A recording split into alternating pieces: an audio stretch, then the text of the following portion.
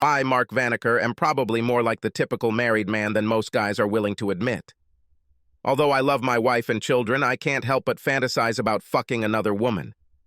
It's unlikely that I'm any different from the average heterosexual man, since only 1 in 6 doesn't think the same thing.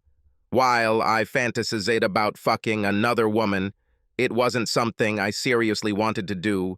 Well, yeah, I don't have the nerve to openly seek out other women. My ideal woman would be really hot, even hotter than my 5'4", 120-pound frame. She is beautiful and kind. But the fiery wife, Veronica, who most guys would rate at about a 9.5 on a scale of 10. Yes, and the ideal woman must be careful since I am not going to ruin my life. I had absolutely no interest in the flirtatious 20-year-old girls in my office, not only because they were too young and incontinent, but also because I believed in the truth of the adage, "Don't crap where you eat." Alas, its truth was later fully confirmed. So even though I had been fantasizing since I was about 30 or 35 years old, I never thought that I would succeed. Then, it happened. I was on a rare work trip to meet with a group of people in roughly the same business as me, although we were not competitors. It was essentially a workshop over 3 days, 2 nights, in a city 200 miles from my home, not too far to travel to the workshop, but certainly too far to drive home for the night. At the seminar, I met many good, smart, and sympathetic people. Yes, one woman turned out to be very hot. Her name was Jillian Morse. She looked to be about 30, but during the conversation it became clear that she seemed to be 38 to 40 years old. She was by far the most beautiful woman of that age with whom I have ever had direct contact. Gillian had an interesting past. She started working as an EMT straight out of high school and didn't go to college until she was 21, graduating 3 years later with a business degree as well as other health science courses that were easy for her. For her experience working in an ambulance, Jillian and I seemed to really hit it off. We had a great chat on the first day and evening of the workshop and met on the second morning for a morning workout in the hotel gym. She showed me how slim and athletic she was. I showed her how strong I am. Indeed, I'm 6 feet 4 inches tall, 1.93 meters. I weigh 230 pounds, 104 kilos, can do multiple push-ups on the floor, and can do 50-pound, 23 kg, one-arm presses. When we ate breakfast together after a workout, our knees, hands, and forearms often seemed to, unintentionally, touch each other.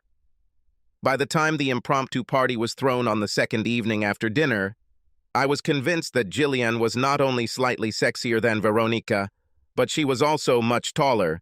She's 6 feet, 1.8 meters. Than Veronica. Sleeping with her was a no-brainer, would be a completely different experience.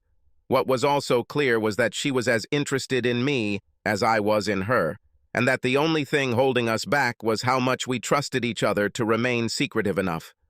Jillian, as I learned later, had a dry period in her personal life due to her husband's temporary illness. So, at an impromptu party, she lured me to a secluded corner. Neither of us drank alcohol, which made our frankness even more surprising. "I'll be honest, Mark," she began. "We seem to have a mutual attraction, but we are wary because we haven't known each other for long and are worried about trusting each other, whether we are being careful and cautious enough." I looked into her enchanting aquamarine eyes for a long time before answering. I couldn't have said it better. "I love my husband and children, and I absolutely don't want to hurt or disappoint them," she continued. "I feel the same way about my wife and children," I answered sincerely. "Are you ready to take a chance with me? Do you think the reward will be worth the risk?" "Hell yes. How do we do this?" "Have you already talked to your wife and children today?" "Yes, before dinner. And they forwarded my room number to my mobile phone." "And you?" "Yes, I talked to my husband and children right after dinner." "So, there are none of our seminar participants on my floor." She smiled. "Why don't I wander around for 15 minutes after the party and then go up to my room 7 and 10? After that, you walk around for another 15 minutes and then go up the stairs to my room and knock softly 4 times and twice hard." See you in half an hour after the party, I replied, squeezing her hand. Jillian and I did exactly as we had planned, and actually did not interact with each other again during the party, and even flirted with other seminar participants. When I knocked on the door, Jillian answered naked. Obviously, she had no intention of wasting any time. Seeing her, I instantly became aroused. "Take off your clothes and let's take a quick shower," she whispered. I think it was the fastest undressing of my life. We tore each other apart as we stumbled to the bathroom. Luckily, Jillian's room was top-notch because the shower stall was larger than the one in my room, giving us plenty of room to work on each other in the shower. Jillian clearly liked it when, after we dried off, I picked her up, carried her into the bedroom, and laid her on the bed. "I'm too big. I'm not usually treated like that," she giggled. When it's over. We were both physically and emotionally exhausted, because the sex, although short-lived, was intense to the extreme. I pulled her towards me, pulled the blanket over us, and soon we found ourselves in dreamland. I woke up when the clock showed 3:03 a.m. I went to the bathroom, and when I came back, Jillian was awake, smiled, and went about her business. When she returned, her smile became even wider. She suggested a second round. Again, it was amazing. As soon as we had recovered from our powerful rises to peaks and releases, we lay down again, facing each other, and quickly fell asleep. Luckily, our last workshop started at 10 a.m., so we didn't feel like getting out of bed at 8:30 a.m., Jillian said with a devilish grin. "Okay, let's get ready for training." "God, Jillian," I moaned. "I'm useless in the gym right now. You suck the life force out of me." "What does the gym have to do with it, idiot?" She grinned. "Here, I'm sure we can burn more calories in bed than in the gym." With these words, she began to excite me. Despite my morning sickness, it didn't take long. Once again, our sex was furious and vibrant. This time we took a quick shower together. No real pranks. I got dressed, slipped out the door, and went down the stairs to my room. She came to the seminar on time. I was only 2 minutes late. At lunchtime, we decided that it was better to stay apart so as not to arouse suspicion among others, but she asked for a ride home. She lived only 10 miles from my home in the same metropolitan area. I readily agreed. We left the hotel and drove back. For the first half hour, we chatted about how much fun we had and how wonderful our sex was. We then both admitted that as the glow from our gymnastics began to fade, we would probably both feel guilty. "I've never cheated on Paul before," she sighed an hour later. "As do I, Veronica," I answered. "Even though I know I'll feel guilty, I'll just try to be an even better husband and father," I smiled. "And I'm sure as hell that I'll never regret having sex with you." Like I said, it was supernatural. Jillian thought for a couple of minutes. "What a good way of looking at things. I will use this experience to become a better wife and mother, too," she smiled. We then changed the subject and talked about the many common interests we had. We stopped for fast food on the way home, so when we pulled up to Jillian's house, it was about 8:50 and dark. In the area where she lived, the houses were located very far from each other. When I pulled up to the curb in front of her house behind the old blue pickup truck, she gasped. "My front door is open, and I recognize this truck. It looks like he was exploring the area." "Call 911, I said, getting out of the car and heading towards the house. "Be careful," she moaned. When I got to the front door, I literally ran into a guy who was carrying a TV. He had a ski mask on his face. I grabbed him by the neck and slammed his head against the wall twice, causing him to lose consciousness. I heard a voice in the house, so I ducked around the corner between the foyer and what appeared to be the living room. "You stupid bastard, how did you drop the TV?" I heard a voice. "Oh, damn. What happened to you?" I saw a second guy wearing a ski mask standing over the first guy, unconscious, with a gun in his near hand. When he turned to me, I hit him in the face with my right elbow while grabbing his gun hand with my left, then hit him 3 more times before it became clear that he had passed out.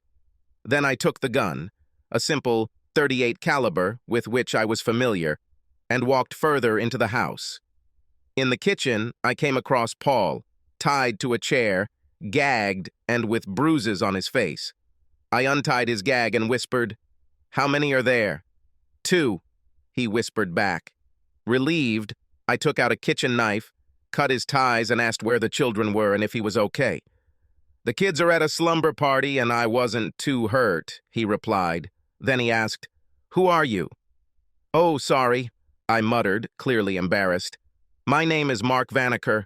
I was at a seminar with Jillian. She didn't want to get back on her flight because turbulence was predicted, and since I live only 10 miles away, I brought her home. When we saw the front door open, I went to check and she called 911. After that, Paul came out to my car to hug Jillian. I stood guard over the 2 scoundrels who had just come to their senses, and the cops showed up. I put the gun on the floor before the cops entered the house. Paul had already told them the basic facts, and that I was a good guy. So they didn't threaten me, although I still raised my hands and pointed at the .38 caliber pistol. By the time 4 more police officers arrived, the 2 villains had already been handcuffed and had their ski masks removed. They were identified as 2 criminals with meter-long rape reports. I called Veronica, gave her the 2-minute version of the story, and told her that I needed to sign a report at the police station. She was worried about me, but I assured her that I was fine.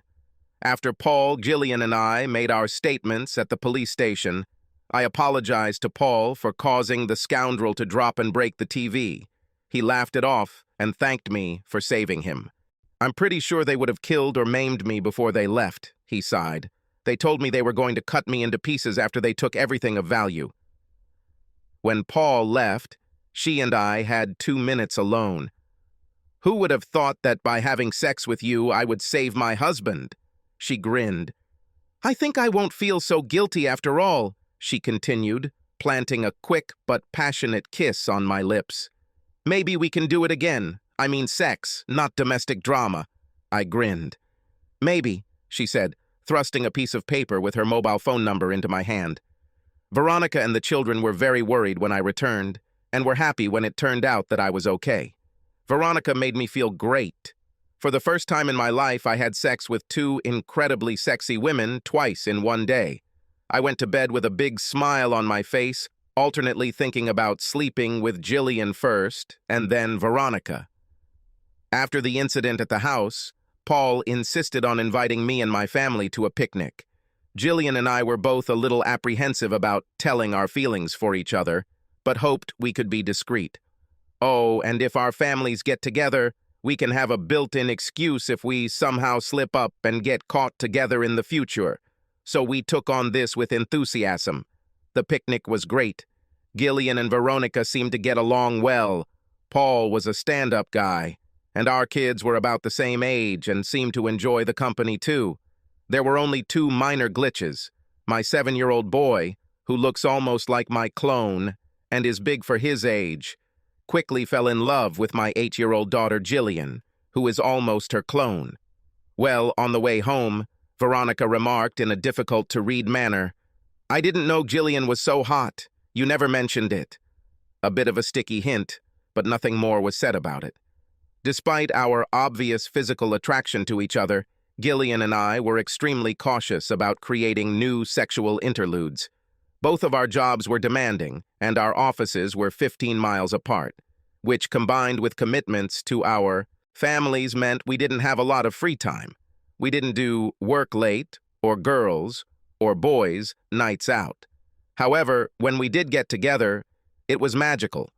Partly as a game, and partly to assuage our guilt, a week after each of our sexual interludes, we made a list of all the extra things we did that week for our spouse and children to make their lives better.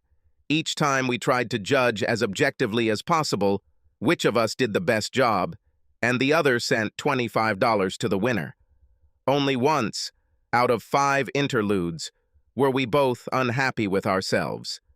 This game, and the fact that our sex lives with our spouses really seemed to improve, especially the sexual attention we were giving them, really helped assuage our feelings of guilt. Jillian and I went a full 6 weeks without having secret sex. We met at an event that both families had bought tickets for, which made my son very happy to see Jillian's daughter again, and we got a little careless after that.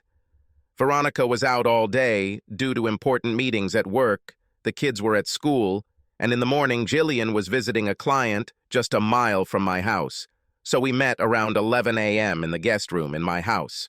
For the first time, we allowed ourselves to meet in one of our houses.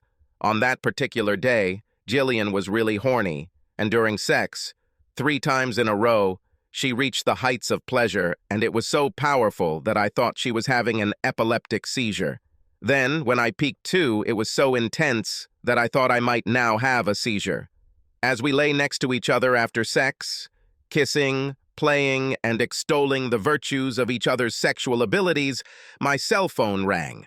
I declined the call because it wasn't important, but for some reason, perhaps paranoia, I switched to the Find Phone screen to find out the location of Veronica's phone.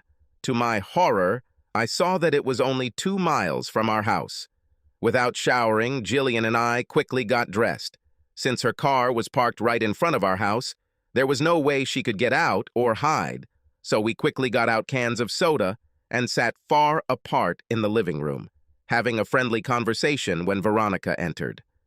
When we saw Veronica, we were horrified. She looked like a ghost. I jumped up, grabbed her, and asked, "What happened, dear?" She muttered something unintelligible and then collapsed. Jillian immediately got to work, drawing on her experience in the ER. While working on Veronica, she told me to call 911. After I called, I raced back to Jillian and Veronica, and Jillian threw me her car keys and shouted, "Take the first aid bag from the front passenger seat and bring it here quickly." If there is a record for the 30-meter dash, I broke it. There were 2 prescription bags, so I brought them both. Jillian picked one, told me to open it and remove the device from its packaging. I later learned it was a bronchodilator of the type Paul used for asthma emergencies. I quickly handed it to Jillian and she got to work pumping the nebulized liquid into Veronica's airway. The ambulance arrived there within 3 or 4 minutes. By then it looked like Veronica would survive, but we weren't sure. Jillian told the ambulance drivers what she had done and her opinion of the problem. They gave Veronica an adrenaline injection and then took her away. "You go pick her up at the hospital in your car, and I'll clean up here and upstairs," Gillian told me quietly. I thanked Gillian profusely, got into my car, and followed the ambulance. I canceled all appointments for the rest of the day and called my mom to pick up the kids from school since I intended to stay in the hospital. Fortunately, by 6 o'clock in the evening, Veronica not only felt better, but she also looked good. Even though she could have gone home, the doctor recommended staying the night, and we decided it was for the best. The doctor told us that if Gillian had not done everything necessary, Veronica would have died from an allergen that had not yet been identified at that time. Within a few days, everything was back to normal, and Veronica not only experienced no lasting effects, but also seemed more energetic than ever. We learned that she was gradually developing a reaction to some substance in the environment in the office building. I can't pronounce the name or spell it correctly. She took a large dose the day she almost died and barely made it home. She should have gone to the hospital. Her entire small office building was subsequently treated and all traces of the substance were removed to avoid recurrence. Veronica insisted that we invite Paul and Jillian to a picnic as a sign of gratitude, just like we did when I supposedly saved Paul's life. Of course, my son was delighted to see his girlfriend again. Just like last time, everyone really enjoyed it, and Veronica gave Jillian a necklace with the words "Lifeguard" in gold plated on it. As everyone left, Veronica hugged Jillian tightly and whispered something in her ear. When they broke the hug, Veronica immediately hugged Jillian's children, but I saw the look of shock on Jillian's face before she regained her composure. After that, before going to bed, I gave Veronica a 20-minute foot massage, her favorite activity besides lovemaking. Once in bed, she turned into a tigress. The sex was amazing. Having synchronously reached the heights of bliss, we were both completely exhausted and quickly fell asleep in our arms. Our picnic was on Saturday. On Monday, Jillian called me at work. She was not as talkative as usual, but on the contrary, quite serious. Remember how you said you were confused about why Veronica never really questioned you about why I was at your house that day? Yes, I was wondering why she accepted without further comment my words that we were just planning a surprise party for Paul, I answered carefully. Well, did you notice my shocked reaction when Veronica hugged me goodbye on Saturday? Yes, of course. What did she say? Veronica said, "Thank you again for saving my life. Thanks to this, you have a pass this time. But if you ever sleep with my husband again, no one will be able to save you." Jillian exhaled. This was the end of my happy romance with Jillian. Of course, it was a happy accident, because it definitely saved my wife's life, and I probably saved her husband from death or injury. Subsequently, I often thought about Jillian. My memories were always pleasant. But Veronica made sure that I constantly received sexual satisfaction. However, I never cheated again, and I think Veronica trusts me now. We see Paul and Jillian regularly, and will continue to see each other for many years to come. Why? Because 15 years after I met Jillian, my son married her daughter, so now we're related. It happened. Subscribe to our channel so that your second chaff doesn't cheat on you, and go ahead and listen to the next story, because this story is nothing compared to the next one. If you're under 18, don't even think about listening to the next one.